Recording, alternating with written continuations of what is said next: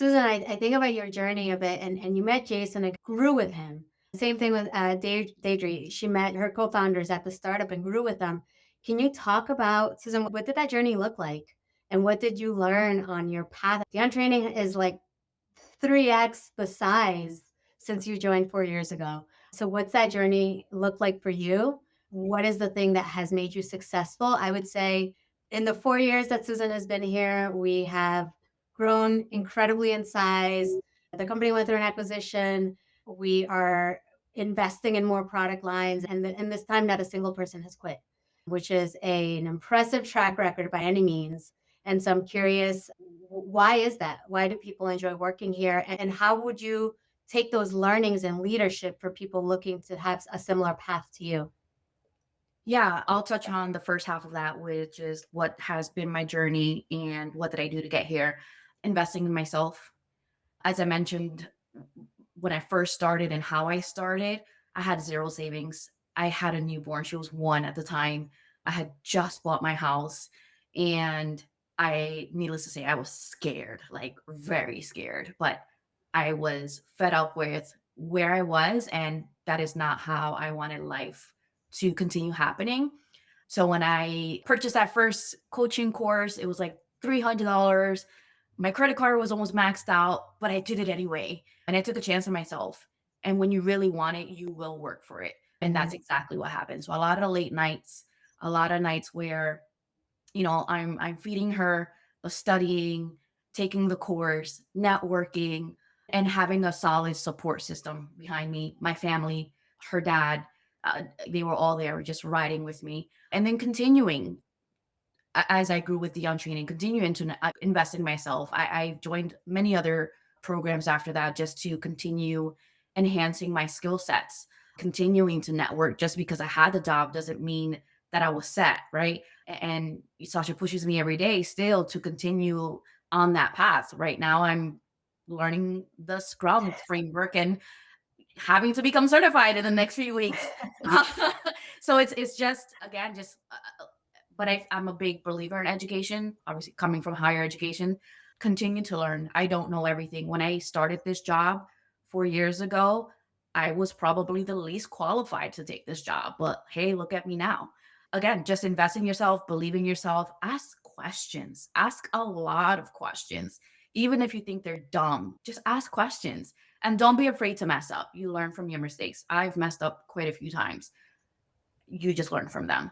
So yeah, it's really a matter of investing in yourself, believing in yourself, taking that chance, even if it's that last $300 on your credit card. Yeah. It's really, Yeah. where do you Yeah. see yourself? And did I see myself working there for the rest of my life? No, no Yeah. way. Yeah. Yeah. No matter what, you have to bet on yourself. And that's what it comes down to. And Deidre, you and I talked about this a bit about one of the questions I asked you is what's the greatest investment you've made in yourself? And so it resonates with a lot of what Susan is saying. And I'd love to hear from you. What is the greatest investment you've made in yourself? What's a time where you took a risk, you didn't quite know where it was going to land? And what would you say to the folks here looking to build their career, thinking about that? Yeah, yeah, I loved everything Susan said. That it reminded me of walking into the training with those two gentlemen. One of the first things they said is seek to be a novice. And for my whole career, it was always that. There's always things to learn and get better at. And I think that also taking risks and putting yourself out there is critical. When I think one of the scariest things I did, and it worked out, thank goodness, was leaving staffing as the vice president of a very successful firm, 13 years being there, still we're crushing, growing, making great money, and going to a little company called Rapid 7 that had 17 people in the software business, which I had never done. I'm not technical.